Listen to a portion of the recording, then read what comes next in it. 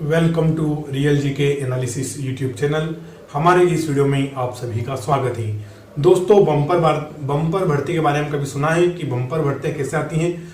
तो ठीक बम्पर भर्तियां आ गई हैं और डिपार्टमेंट कौन सा है? तो वो है FCI यानी कि फूड कॉरपोरेशन ऑफ इंडिया ने निकाली है बम्पर भर्तियां। तो चलिए थोड़ा फूड कॉरपोरेशन ऑफ इंडिया के बारे में देखते हैं। तो ये कौन सा डिपार्टमेंट है?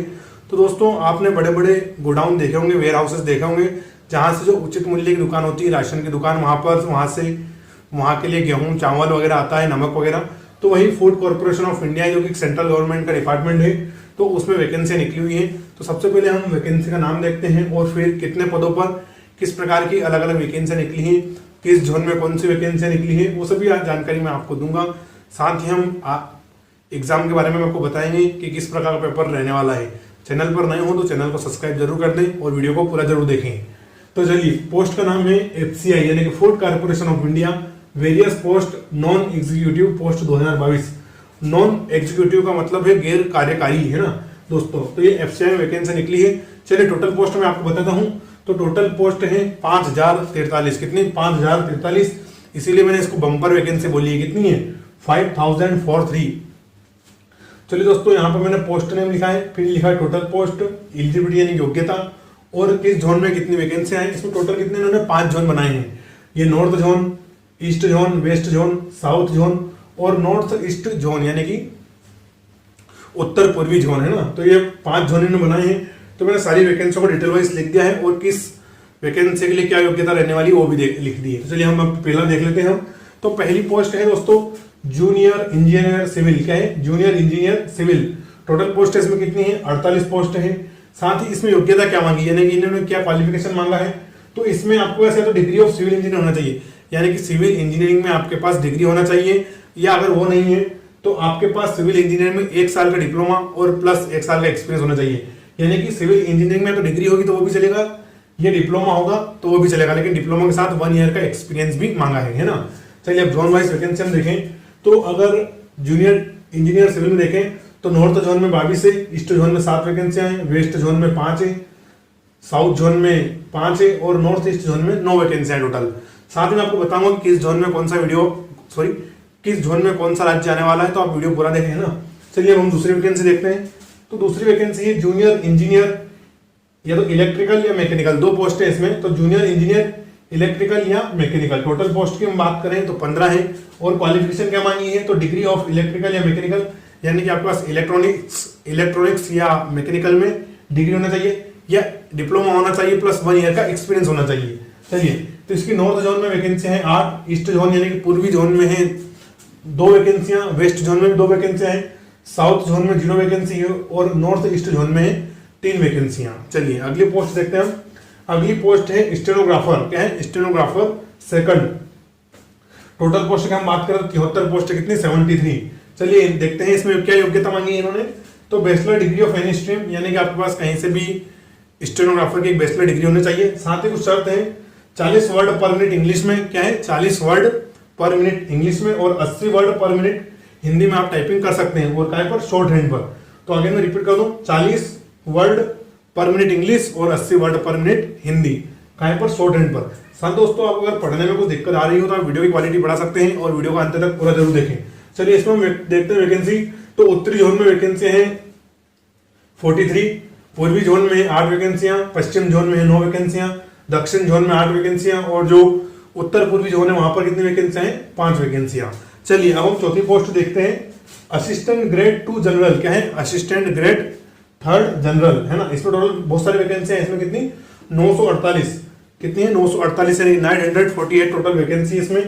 चलिए इसमें हम अगर देखें क्या क्या मांगा है, तो इसमें इन्होंने मांगा है bachelor degree of any stream, यानी कि आपके पास एक बैचलर डिग्री होनी चाहिए, चाहे वो BSc हो, BA हो, BCom हो, कुछ भी हो, है ना। साथ ही कंप्यूटर मांगा है। तो कंप्यूटर आपको बेसिक कंप्यूटर यूज करना आना चाहिए, यानी कि प्रोफिशिएंसी कंप्यूटर आपको आना चाहिए। चलिए इसमें देखते हैं हम। तो नॉर्थ जोन में वैकेंसी हो जाएगी 463,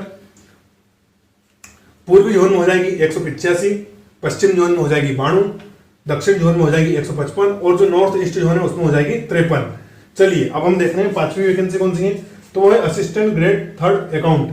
ये जनरल थी, ये अकाउंट है। क्या है? अकाउंट, यानी कि अकाउंट से आप समझ सकते हैं कि इसमें कॉमर्स वाले अप्लाई कर सकते हैं। टोटल वैकेंसी की बात करें तो 406, चलिए अब हम देखते हैं कि इसमें क्या क्या योग्यता मांगी है। तो बैचलर डिग्री ऑफ कॉमर्स, यानी कि इन्होंने बैचलर डिग्री ऑफ कॉमर्स में मांगी है, यानी कि बीकॉम है ना, जो बीकॉम होगा इसमें फॉर्म भर सकता है। साथ ही कंप्यूटर। चलिए देखते हैं वैकेंसी। तो नॉर्थ जोन में है 142 वैकेंसी, ईस्ट जोन में 72, वेस्ट जोन में 45, साउथ जोन में है 107 और नॉर्थ ईस्ट जोन में है 40। चलिए दोस्तों हम देखते हैं एक और वैकेंसी, क्योंकि इसमें नोटिफिकेशन में लिखा है वेरियस पोस्ट। क्या लिखा है? वेरियस पोस्ट, यानी कि भांति भांति प्रकार की इसमें पद है, तो भांति भांति प्रकार की वैकेंसियां हैं और उन्हीं अनुसार इन्होंने योग्यता भी मांगी है। चलिए एक और देखते हैं हम, असिस्टेंट ग्रेड 3 टेक्निकल।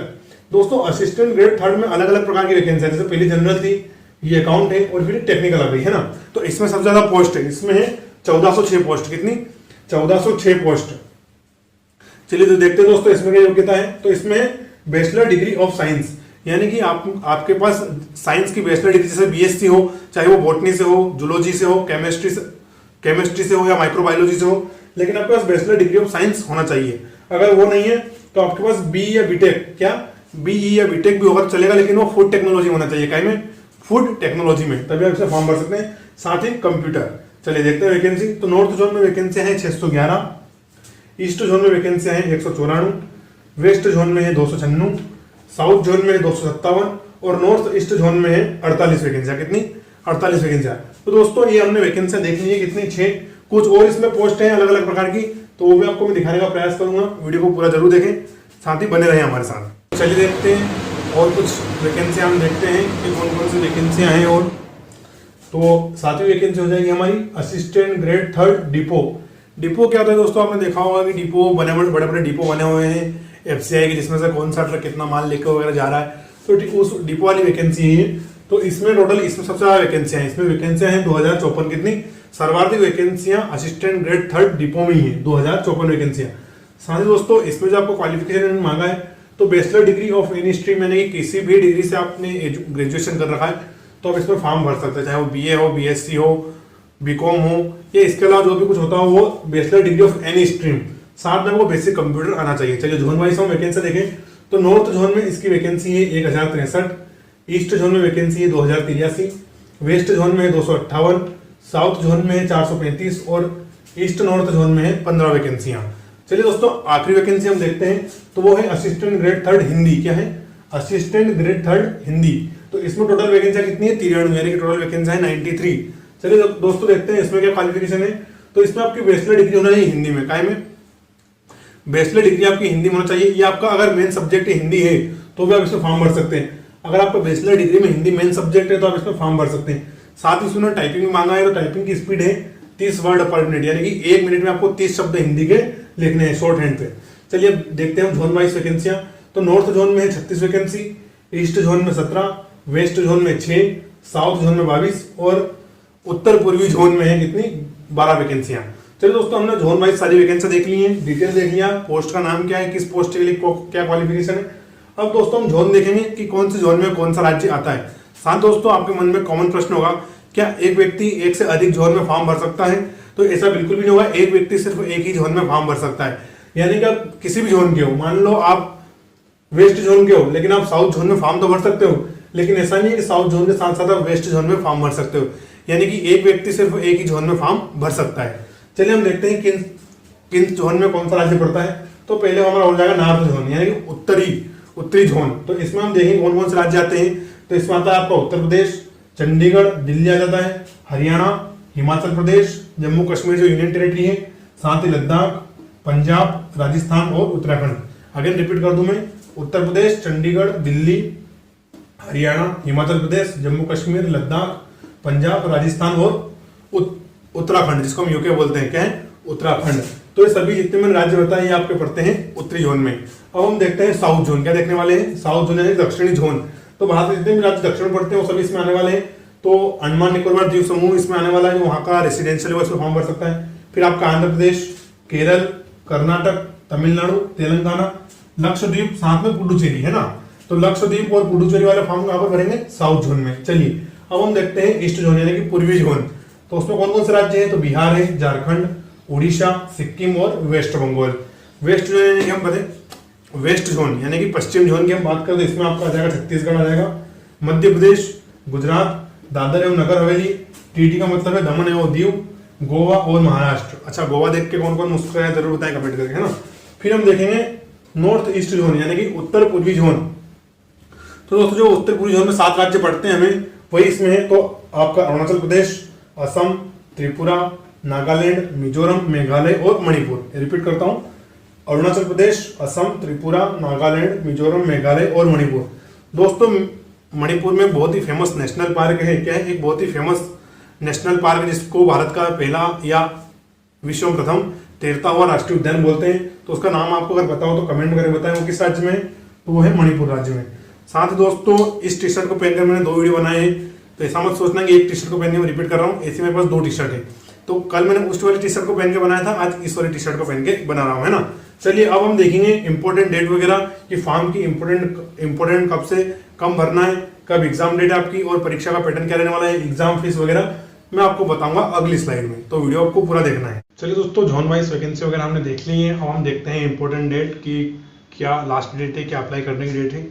तो चलिए सबसे हम पहले देखते हैं अप्लाई डेट यानी कि फॉर्म कब शुरू होंगे। तो फॉर्म शुरू होंगे 6 सितंबर 2022। कब?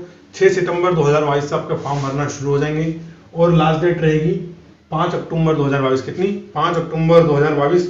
और ये 5 अक्टूबर 4 बजे तक रहने वाली है। कितनी बजे तक? 4 PM तक, है ना। तो आप इसके पहले ही फॉर्म भर देना। जब भी कोई वैकेंसी आए दोस्तों उसके शुरुआती 2-4 दिनों में ही हमें फॉर्म भर देना चाहिए, क्योंकि बाद में सर्वर वगैरह का प्रॉब्लम चलता रहता है। साथ ही दोस्तों इन्होंने एग्जाम डेट भी बता दी है। तो आपकी एग्जाम डेट जनवरी 2023 में रहने वाली है। तो आपके जनवरी के फर्स्ट वीक, सेकंड वीक कभी भी रह सकती है। तो एग्जाम डेट है जनवरी 2023। चलिए अब हम फीस के बारे में बात करते हैं। तो फीस इसमें जनरल, EWS और OBC वालों के लिए 500 रखी। कितनी? 500 रुपीज फीस है जनरल वालों के लिए, EWS और OBC वालों के लिए। साथ ही दोस्तों और SC और ST, क्या SC और ST यानी फीमेल चाहे जनरल की हो, OBC की हो या EWS की हो या SC और ST की हो, उनके लिए 0 रुपये लगने वाली है।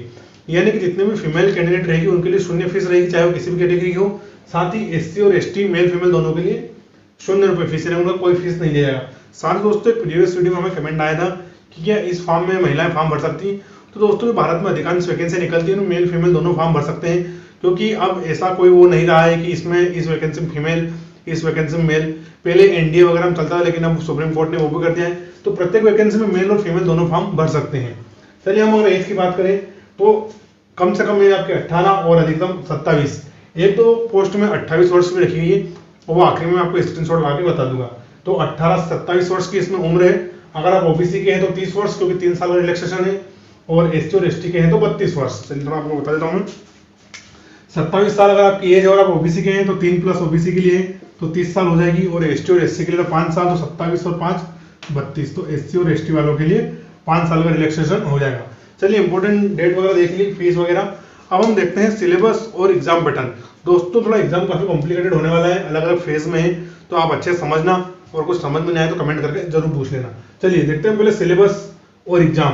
तो दोस्तों जब आपका फेज 1 होगा वो आपको सभी पोस्ट के लिए, यानी टोटल जो इसमें 8 पोस्ट हैं, तो सभी पोस्ट के लिए आपका फेज 1 होगा। तो चलिए हम देखते हैं फेज 1 में क्या क्या होने वाला है। तो 100 क्वेश्चन आएंगे, 100 नंबर के रहेंगे, यानी कि एक प्रश्न में 1 नंबर, और टाइम बहुत कम रहने वाला है इसमें, 60 मिनट, यानी कि आपको 1 घंटा ही रहेगा। 1 घंटे में आपको 100 प्रश्न हल करने हैं, और नेगेटिव मार्किंग रहेगी 0.25 की। इतनी 0.25 की। चलिए सिलेबस देखते हैं। तो इंग्लिश, रीजनिंग, मैथ्स और जीके वगैरह आने वाला है, और सभी के 25-25 प्रश्न आएंगे, यानी कि इंग्लिश से 25, रीजनिंग से 25, मैथ्स से 25 और जीके से 25, टोटल कितने हो जाएंगे? 100 प्रश्न। और जो आपको फेज 1 रहेगा ये सिर्फ क्वालिफाई नजर करेगा, यानी कि आप इसमें क्वालिफाई कर लीजिए और फेज 2 में चले जाइए। तो इसके आधार पर कोई मेरिट वगैरह नहीं आने वाली है, किसके आधार पर? फेज 1 के आधार पर। अब हम देखते हैं। और दोस्तों फेज 1 है ये सभी पोस्ट के लिए, यानी कि जिसमें जो 8 वेरियस पोस्ट है सभी के लिए। अब देखते हैं हम फेज 2। तो दोस्तों फेज 2 में भी आपके 2 प्रकार के पेपर होंगे। कितने? 2 प्रकार के। तो फेज 2 जिन्होंने असिस्टेंट ग्रेड 3 जनरल और डिपो, क्या है, जनरल और डिपो का जो फॉर्म भर रखा है उनके लिए फेज 1 का सिर्फ पेपर 1 होगा। क्या होगा? फेज 2 का पेपर 1 होगा उनके लिए, जनरल और डिपो वालों के लिए। इसमें आपके 120 क्वेश्चन आएंगे और 90 मिनट का समय रहेगा। सिलेबस की बात करें तो वही रहेगा same, English, reasoning, maths, GK, GS, बस प्रश्न की संख्या बढ़ जाएगी। तो इंग्लिश, रीजनिंग और मैथ्स से तो 25 ही प्रश्न रहेंगे, यानी 75 प्रश्न, लेकिन जीके जीएस से आपके टोटल कितने बढ़ जाएंगे? 45 प्रश्न। तो जीके जीएस से आने वाले हैं 45, तो टोटल हो जाएंगे 120 प्रश्न। अगर दोस्तों असिस्टेंट ग्रेड 3 जनरल और डिपो की हम बात करें तो सैलरी रहने वाली है 28,200 रुपए। दोस्तों जो भी मैं सैलरी लिखता हूँ, बेसिक सैलरी लिखता हूँ, क्या लिखता हूँ? बेसिक सैलरी, इसमें आपका महंगाई भत्ता, टीएडीए, अलाउंस वगैरह सब जुड़ के आपकी सैलरी बढ़ गई जाती है। तो यहाँ पर हम बेसिक सैलरी लिखते हैं सिर्फ। चलिए दोस्तों, ये तो हो गया फेज 2 का पेपर 1। अगर आपने जो पोस्ट भरी है वो है अकाउंट की, काई की, अकाउंट की, असिस्टेंट ग्रेड 3 अकाउंट में आपने फॉर्म भरा है, तो आपको फेज 2 का पेपर 1 भी देना पड़ेगा और फिर पेपर 2 भी देना पड़ेगा। तो पेपर 2 जो आपका होगा उसमें आपके 60 क्वेश्चन आएंगे, 120 नंबर के होंगे और 60 मिनट का समय रहेगा। यानी कि एक प्रश्न के आपको 2 नंबर होंगे और इसका सिलेबस आपके अकाउंट से संबंधित रहेगा। कैसे? आपके अकाउंट जो आपका सब्जेक्ट में उससे संबंधित आपसे 60 प्रश्न पूछे जाएंगे और आपको 120 नंबर का रहेगा और 60 मिनट का समय दिया जाएगा। तो एक बार आपको मैं सरल भाषा में समझा दूं, जिसने असिस्टेंट ग्रेड जनरल और डिपो भर रखा है तो उसको फेज 1 का सिर्फ पेपर 1 देना है, लेकिन जिसने असिस्टेंट ग्रेड 3 का अकाउंट वाला पोस्ट भर रखी है, अकाउंट वाली पोस्ट, तो उसको फेज 1 का पेपर 1 भी देना है और पेपर 2 भी देना है। समझे दोस्तों? अब जो एक और पोस्ट है वो है हमारी स्टेनो ग्रेड 3 काई की, स्टेनो की। तो उसमें आपको 120 क्वेश्चन होने वाले हैं, 120 नंबर के रहेंगे वो, और टाइम रहेगा आपका 90 मिनट का। कितना? 90 मिनट का। जो दोस्तों ये 120 प्रश्न आएंगे ये भी आपके स्टेनो से आएंगे, और जो फेज 2 है उसका आपको इसमें पेपर 3 देना पड़ेगा। यानी कि अगर आपने स्टेनो ग्रेड दे रखा है, स्टेनो ग्रेड 3 का फॉर्म भर रखा है, तो आपको फेज 1 का पेपर देना है और फेज 2 का सिर्फ 3rd पेपर देना है। यानी कि 1 और 2 आपको इसमें नहीं देना है, किसमें? स्टेनो वालों को। और इसमें आपकी सैलरी रहने वाली है 30,500 से शुरू, एक बेसिक सैलरी दोस्तों। तो आप समझ गए होंगे एग्जाम किस तरह से होगा, अलग अलग फेज में होने वाला है, किसी में कौन सा पेपर होगा, किसी में कौन सा पेपर होगा। मैंने आपको सब अच्छे से समझा दिया है। फिर भी आपको अगर समझ में नहीं आया या कोई डाउट हो तो कमेंट कर देना, मैं आपको और सिंपल तरीके से बता दूंगा। वीडियो कैसा लगा कमेंट करके जरूर बताएं। वीडियो पूरा देखने के लिए थैंक यू। जय हिंद।